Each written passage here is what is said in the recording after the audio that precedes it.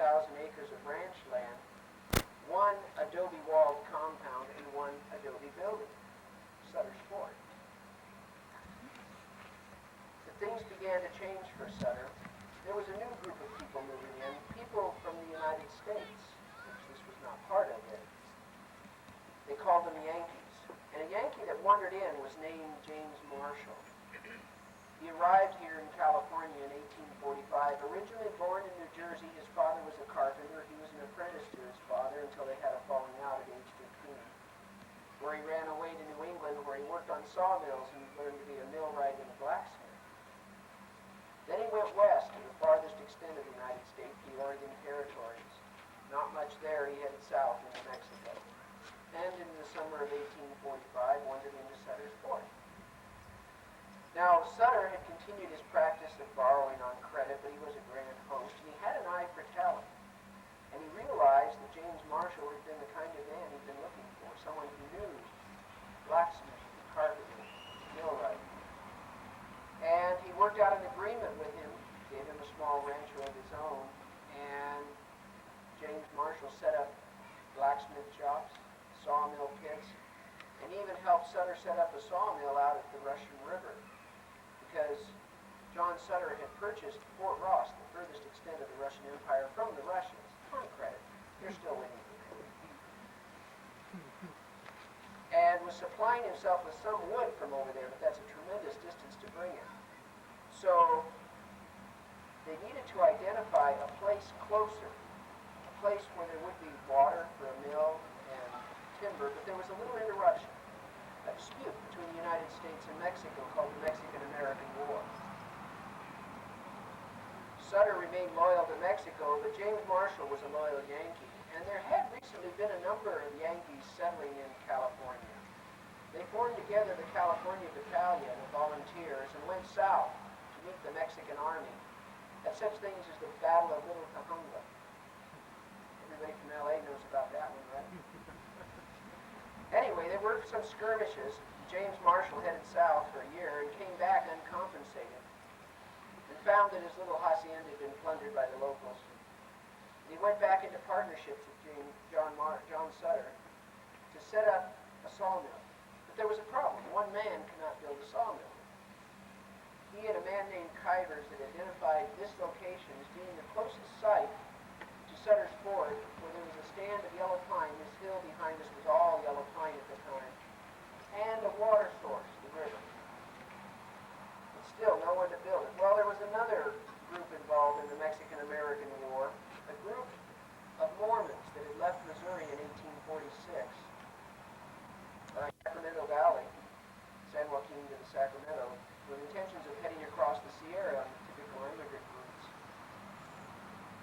And again, John Sutter was an eye for talent. Mormons organized themselves into groups of self-sufficiency. A group of Mormons, even today, could go out into the wilderness and create a civilization totally isolated from the rest of civilization, and even more so in those days. And it was an opportunity. Here he had a skilled workforce, a group of people that knew how to build things. So he tried to persuade them to stay over the winter of 47-48 and help build a sawmill. He even sent a messenger to Brigham Young asking if the Mormon battalion could stay in Sacramento. Or not Sacramento, there was no Sacramento. Stay at Nuevo for the winter to help with this. Brigham Young sent the message back that yes, it would be a good idea because the crops had failed the previous year and there was no food for them if they came. But if they waited until the springtime, they could help with the spring planting, and it'd be a great advantage. So they agreed to stay and help with the sawmill. So in the fall of 1847, James Marshall arrived here with 6 Mormon men, 1 woman, 2 children, to begin construction on a sawmill. But realize how isolated this is. They didn't even have screws or nails. If you look at this replica, which is as close as we can determine it was built, you'll notice that it's fitted joints with pegs, oak pegs into fitted pine beams. There wasn't a nail used in it. And as hard as you might imagine it would be to cut out cabins and then the mill out of raw wood with only hand tools and having to fit it together, you can Consider also the ditch they had to dig for the head race, the mill race, and the tail race.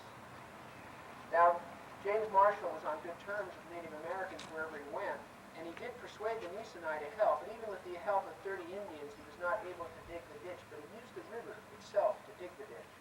He created a cofferdam, and in a narrow channel began to run the river through the mill, and it would carry the material through and out, and create the channel that was going to January 24th, 1848, he was inspecting the tail race, and in the natural cracks of the bedrock, he noticed that there were small bits of glittery material. The cracks had been natural wiffle bars, and the river flowing through them had deposited the treasures that are here in the Sierra. He knelt down and took off his hat, took out his bowie knife and pried out a few small pieces and laid them in the hat and examined them. Now, he was a blacksmith. He also had a 5th grade education. He knew that the things that gold is misidentified for, things like fool's gold and pyrite, are all minerals. They're crystalline forms. Gold itself is elemental metal, the most malleable of metals. Simple blacksmith test. He took a half-pea size of this material, laid it on a flat rock, picked up another rock and slammed it down. Picked it up, it hadn't shattered. If it had been crystalline, it would have shattered. But it flattened out. It was gold. And for a moment, he was the only man in the world who knew of the riches of the Sierra. But it didn't last long. He picked up a few more pieces in his hat and strode up to the mill, yelling to the men on the mill, "By God, boys, I think I found a gold mine." But that didn't start a gold rush. The Mormons were still interested in getting to Utah in the springtime. That was more important to them. But it did create a little bit of hubbub. One of the men ran back to the cabin and got a $20 gold piece to compare it. Mrs. Wimmer, the one woman that was with the group, was making lye soap, so she dropped some of it in the lye to see if it would dissolve. It didn't. And they decided that Marshall decided to allow the men to pan every Sunday, as long as they worked the other 6 days. And it seemed agreeable to them. So things continued. Marshall gathered up a few more pieces and took them down to John Sutter, where with an encyclopedia they were able to determine specific gravity for how to do it, and that they determined that they had 90% pure gold. Sutter knew the potential, though. He knew that he was totally extended on credit. He knew that he couldn't get people to work for $1 a day when there was gold to be had in the mountains. So he told Marshall to keep it quiet, tell the men not to tell anybody. Well, a teamster supplying the camp here had talked to the kids and found out that they'd found gold. But even with that story leaking out, it wasn't taken very seriously because the Spaniards came here for gold and never found it. All the time that it was Spain and Mexico, there was never any big finds. There was one small find in Los Angeles, but it didn't amount to much. And there were always rumors of gold, so nobody really took it seriously, except for one man. His name was Samuel Brannan. He ran a trading post at Sutter's Fort. Now, he realized the potential, so he began to purchase and gather all the materials that miners might need: picks, shovels, pans, bedrolls, food, clothes, everything he could get his hands on and stockpile it. Things continued here at the mill. It was completed, but high water kept it from operating until May of 1848. Now, just at about the time the mill was going to begin to produce lumber, Samuel Brannan took a jar of gold down to the streets of San Francisco, a small, sleepy port town of about 1,500 people, and walked up and down the streets with his hat in one hand and a jar of gold in the other, yelling, "Gold, boys, gold in the American River." And then he quickly headed back to Sutter's Fort, as did everybody else in town. Nobody was left that evening. And the gold rush of 1848 began. By the time that James Marshall had this in full operation, there were people everywhere buying his wood right straight from him. Virtually none of it ended up at Sutter's Fort. Sutter himself was instantly bankrupt. His fields were abandoned. His threshing floors, his tanneries, everything abandoned. Nobody stayed around. And with his debtors around hot on his heels, by the summer of 1848, James Marshall had 2 new partners in the mill. John Sutter was gone. Even his son, who'd come out just a little earlier than this, tried to save the empire, the New Helvetia, his father's estate, by selling lots at the port where they'd come up the river, calling it Sacramento. That didn't save it. And John Sutter ended up back in Pennsylvania, spending the rest of his life petitioning the federal government for compensation of his confiscated lands, which he never achieved in his lifetime. It wasn't until near the turn of the century that his family was finally compensated a few dollars on the acre for the loss of their land. 1/2 inch a stroke. It takes 20 minutes to cut one board. 1,000 board feet in a 24-hour day if it's continually operating. Now this speed is about the same as 2 men in a whipsaw. But this has 2 advantages over that. First, it only takes 1 person to operate it, and second, it's tireless. It'll go on 24 hours a day, and 2 men in a whipsaw won't do that. So it's about 6 times more efficient than a 2 men in a whipsaw, but still not really efficient. Once the gold rush started, James Marshall could get $10 a board. They couldn't get anybody to work on the mill for $20 an hour.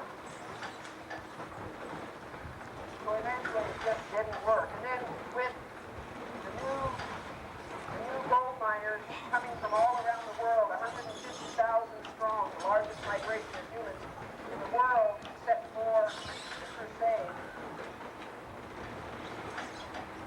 People came and they had to divert water to wash the gold, and those same dams and diversions were excellent for putting on sawmills of the large steel type, the overshot mills. So this was obsolete by 1851 or 52.